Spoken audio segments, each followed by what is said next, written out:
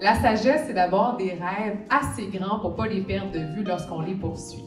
Et lorsque j'ai eu mon diagnostic le 4 décembre 2020, mon rêve à cette époque-là, c'était un rêve de santé. À la base, un cancer, c'est pas un cadeau. Hein? C'est pas un cadeau pour personne, puis je comprends qu'il y en a pour certains qui ont vu le titre pour la première fois, puis en fait, ben, mon Dieu est tombé sur la tête. C'est clair. Mais une chose, je peux vous dire, c'est qu'au fil de ce parcours-là, il y a plein de gens qui sèment plein de belles pépites qui, elles, deviennent un cadeau. On connaît tous quelqu'un qui vit avec le cancer, qui a des questions, qui a besoin de réponses. Puis là, toutes les réponses sont rassemblées dans cet ouvrage-là, ce qui est assez unique, assez extraordinaire. C'est le premier ouvrage en oncologie qui met l'accent sur l'empowerment du patient, en fait, qui envoie le message finalement que les patients peuvent être vraiment dans le siège du conducteur de leur plan de soins, qui leur donne des outils pour pouvoir prendre en main leur parcours, faire des choix éclairés au niveau de leur plan de traitement et puis aussi de prendre en charge leur bien-être. Parce que les médecins font un excellent travail pour préserver notre santé puis essayer d'éliminer le cancer le plus possible de notre corps. Il y a vraiment une tâche qui nous revient comme patients, c'est vraiment de prendre soin de nous et puis de faire en sorte de préserver ce qui est important pour nous personnellement. Ce livre-là rassemble dans un seul ouvrage les 1001 réponses auxquelles on a 1001 questions, puis je pense pour être passé à travers ce parcours-là, c'est quelque chose qui n'a pas de prix. C'est une fenêtre qu'on ouvre en fait sur la possibilité d'échanger puis de travailler avec des nuances en oncologie.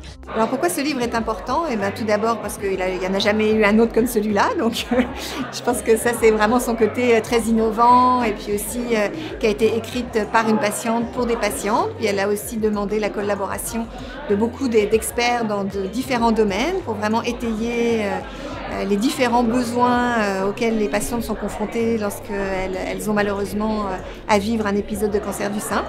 Donc je pense que ça va être un peu entre guillemets une bible pour les femmes qui, au niveau non seulement du Québec, du Canada, mais de la francophonie, mais aussi au niveau international.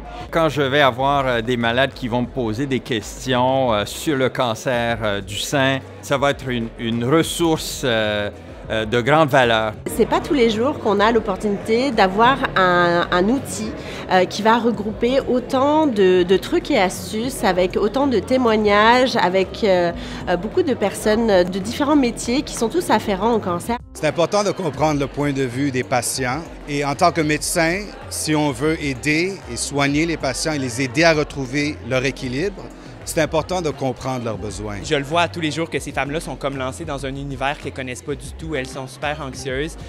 Nous, on n'est pas nécessairement équipés sur un département de radiologie ou au moment qu'on est en train de faire une procédure pour leur expliquer dans quoi elles sont en train de s'embarquer. Fait que je pense que le livre de Sophie, en fait, il y a vraiment beaucoup d'informations qui expliquent un petit peu le avant, le pendant puis le après. Ça va vraiment permettre aux patients de s'approprier leur propre traitement et d'être des participants à leurs propres soins et avec l'équipe de soins. Donc ça, c'est primordial dans la santé psychologique et physique des patients au cours de leur trajectoire. Sa plus grande force dans tous les ouvrages qu'on peut retrouver, c'est d'être capable de combiner la crédibilité et l'importance de la médecine traditionnelle à toutes les thérapies complémentaires qui peuvent définitivement aider à se guérir ou à je dirais, traverser le temps avec le cancer avec plus de vitalité puis une meilleure santé.